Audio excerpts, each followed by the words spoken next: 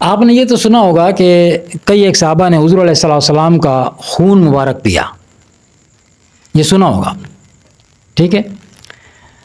ہم اس کے آگے کی بات کریں گے کہ اللہ تبارک و تعالیٰ نے اپنے محبوب کو جو شان عطا فرمائے قیامت تک کوئی ایسا آنے والا نہیں، ممکن ہی نہیں ہے. حضرت ام ایمن رضی اللہ فرماتی ہیں کہ ایک رات حضور علیہ السلام نے ایک برتن میں پیشاب فرمایا، میں اٹھی اور صبح میں اٹھی اور میں پانی سمجھ کے پی گئی. حضور علیہ السلام کے پوچھنے پر جب میں نے بتایا کہ واللہ وہ تو میں پی گئی، حضور نے فرمایا اس برتن میں جو تھا وہ کہاں گیا؟ تو کہا گیا صلی اللہ وہ تو واللہ خدا کی قسم میں تو وہ پی گئی. تو آپ صلی اللہ علیہ وسلم سن کر مسکرائے اور فرمایا آج سے تجھ کو کبھی پیٹ کی کوئی بیماری نہیں ہوگی. دلائل نبوت ابو نعیم، انوار محمد نبہانی، مستدرک زرقانی، الخصائص الکبریٰ، شفا شریف، کنز الامال، ذکر جمیل فی حلیۃ الحبیب، عروج المحبوب، نشر الطیب. یہ نشر الطیب جو ہے یہ علماء دیوبندی کتاب ہے. ان سب کتابوں کے اندر یہ روایت موجود ہے. یہ حضور علیہ السلام کا بول مبارک ہے جو پیٹ کی بیماریاں ختم کر رہا ہے. گویا کہ حضور علیہ السلام کا بول مبارک دافع الامراض یعنی بیماری کو ختم کرنے والا ہے. اور ایک یہ ہیں کہ جن کے تھوک کے لیے ریل گاڑیوں پر لکھا ہوتا ہے کہ تھوکو مت، اس سے بیماری پھیلتی ہے. یعنی کوئی عام آدمی حضور کو ہے نا میرے جیسے، تو ہمارے تو تھوکنے کی جگہوں پہ لکھا ہوتا ہے کہ یہاں نہیں تھوکنا، کیونکہ تھوکنے سے بیماری ہوتی ہے. اور وہاں تھوک کی بات نہیں ہے، وہاں تو آقا علیہ السلام کا جو لعاب دہن ہے وہ تو الگ معاملہ ہے. اس لیے فقیر لعاب دہن کی بات نہیں کر رہا، حضور کے خون مبارک کی بات نہیں کر رہا. یہ جو معاملہ ہے نا بول براز یعنی پیشاب مبارک، یہ طبرانی و بیکی نے بسند صحیح حکیمہ بنت اسیمہ سے انہوں نے ان کی والدہ سے روایت کی. انہوں نے کہا کہ ام المومنین حضرت ام سلمہ رضی اللہ تعالیٰ کی خادمہ برہ نے حضور صلی اللہ علیہ وسلم کا بول مبارک پی لیا ہے. جب بول بھی آپ سنیں گے نا لفظ بول، تو اس بول عربی میں بول کہتے ہیں پیشاب کو، ٹھیک ہے. تو بول مبارک پی لیا جس پر حضور علیہ السلام نے فرمایا وہ آتش جہنم سے چاروں طرف سے محفوظ ہو گئی. برکت نامی کنیز نے جو ام المومنین حضرت ام حبیبہ رضی اللہ تعالیٰ کے ساتھ حبشہ سے آئی تھی، حضور علیہ السلام کا بول مبارک پی لیا جس پر آپ نے اس کو فرمایا کہ تو نے اپنے آپ کو جہنم سے بچا لیا. شفا شریف، نشر الطیب، دو کتابوں کے حوالے. امام قاضی ایاز اور علامہ زرقانی رحمۃ اللہ علیہ ان حدیثوں کے لکھنے کے بعد فرماتے ہیں کہ حضور صلی اللہ علیہ وسلم نے ان میں سے نہ تو کسی سے کہا کہ اپنے جا کے منہ کو دھو اور نہ ہی آئندہ کے لیے منع کیا. معلوم ہوا کہ امت کے حق میں حضور علیہ السلام کے فضلات مبارکہ طیب و طاہر باعث برکت دافع الامراض ہیں، ورنہ حضور منع فرما دیتے. اور یہی امام اس کے بعد فرماتے ہیں خون مبارک. ابن عباس رضی اللہ عنہ فرماتے ہیں کہ حضور صلی اللہ تعالیٰ علیہ وآلہ وسلم نے پوچھنے لگوائے. یہ جیسے آج کل وہ ہے نا اپنا ہجامہ جو خون نکالتے ہیں، اب تو بڑا جدید سسٹم آ گیا ہجامہ کا نا. تو پہلے وہ پوچھنے، اس کو پوچھنے عربی کہتے تھے، عربی میں تو نہیں اردو میں کہتے ہیں پوچھنے لگوانا. تو وہ ایک خاص قسم کی جونکیاں ہوتی تھی، کیڑا ہوتا ہے پانی میں، اس کو بھوکا رکھا جاتا تھا. اور پھر جب کوئی آتا تھا نا خون نکلوانے کے لیے، اسے فسد کرانا بھی کہتے ہیں، فسد کروانا، خون نکلوانا اپنا. تو وہ یہ خون نکلوانا اس لیے بھی ہوتا تھا کہ یہ خون نکلے نیا خون بنے. اس لیے آج بھی میڈیکل کہتی ہے نا کہ آپ خون دیں تاکہ آپ کا نیا خون آٹومیٹکلی بنے گا. تو اس وقت وہ جان بوجھ کے فسد لگواتے تھے، خون نکلواتے تھے. اس کے نکلوانے کا اب سرنج وغیرہ تھی نہیں، تو وہ خاص قسم کیڑا ہوتا تھا، اس کو جسم سے جب لگاتے تھے نا وہ چمڑ جاتا تھا اور وہ خون پینا شروع کر دیتا تھا. تو جب تک وہ سیر نہیں ہوتا، اس کا پیٹ نہیں بھرتا، وہ چھوڑتا نہیں تھا. تو وہ خون جو تھا جو نکالا گیا، حضور علیہ السلام نے بھی فسد لگوایا امت کی تعلیم کے لیے، برکت آ گئی اس عمل میں. تو جو خون مبارک نکلا وہ ایک قریشی غلام تھا، اس نے پی لیا. حضور علیہ السلام نے اس سے فرمایا جا تو نے اپنے نفس کو یعنی اپنی جان کو دوزخ سے بچا لیا.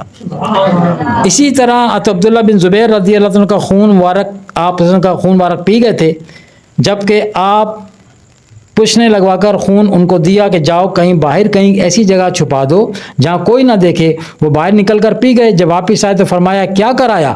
عرض کی کہ ایسی جگہ چھپا آیا ہوں جہاں کوئی نہ دیکھے گا۔ فرمایا شاید تو پی آیا ہے؟ عرض کی ہاں یا رسول اللہ میں نے پی لیا، کیونکہ میں جانتا ہوں کہ جس میں آپ کا خون ہوگا اس کو دوزخ کی آگ نہیں لگے گی۔ صحابہ کرام کا انداز عاشقانہ ہی الگ تھا۔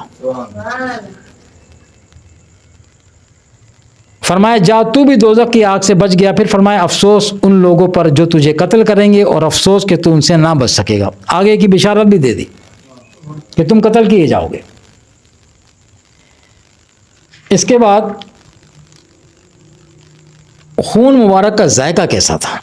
حضرت عبداللہ بن زبیر رضی اللہ تعالیٰ عنہ سے کسی نے پوچھا کہ خون مبارک کا ذائقہ کیسا تھا؟ انہوں نے پیا تھا تو آپ نے فرمایا کہ ذائقہ شہد کی طرح اور خوشبو کستوری جیسی تھی۔ اب کوئی کیسے نہیں پیتا؟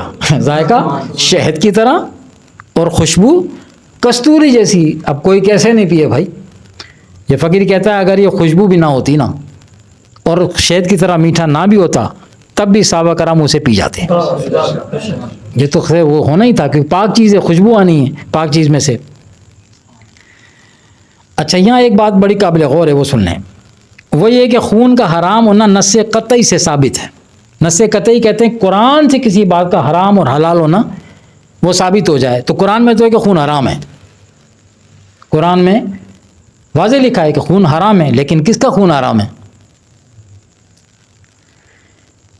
کسی روایت سے یہ ثابت نہیں ہو سکتا کہ صحابہ کرام نے کسی آدمی یا جانور کا خون پیا ہو، مگر حضرت عبداللہ بن زبیر اور دیگر صحابہ رضی اللہ تعالیٰ عنہم نے حضور علیہ السلام کے خون مبارک کو پی لیا، حالانکہ وہ ایسی چیز بھی نہیں جس کی طرح رغبت ہو، بلکہ ہر شخص جانتا ہے کہ وہ بالطبع مکروہ ہے۔ اب خون دے کے انسان کی طبیعت عجیب سی ہو جاتی ہے، پینا تو بہت دور کی بات ہے۔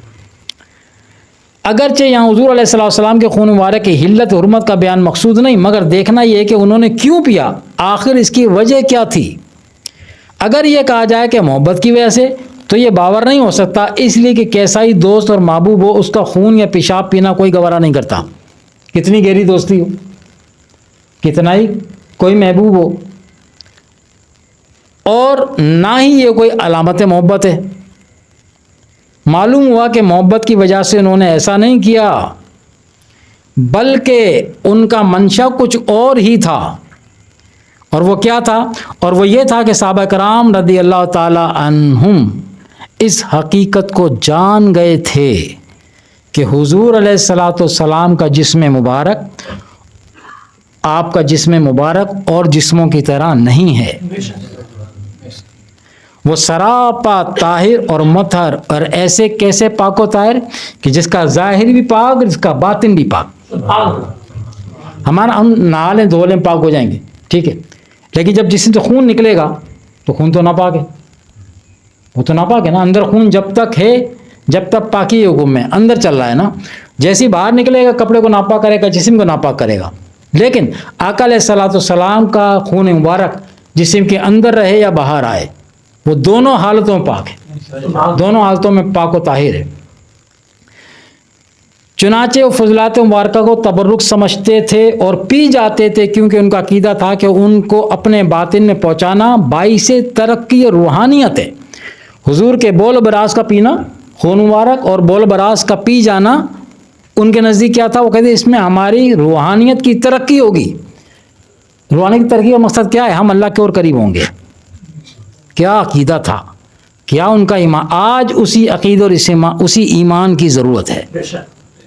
آج دجالی دور کے اندر جس طرح صحابہ کرام نے ٹوٹ کے حضور علیہ السلام کو چاہا ہے نا، اس انداز میں آج امت کو اسی عقیدے کی ضرورت ہے۔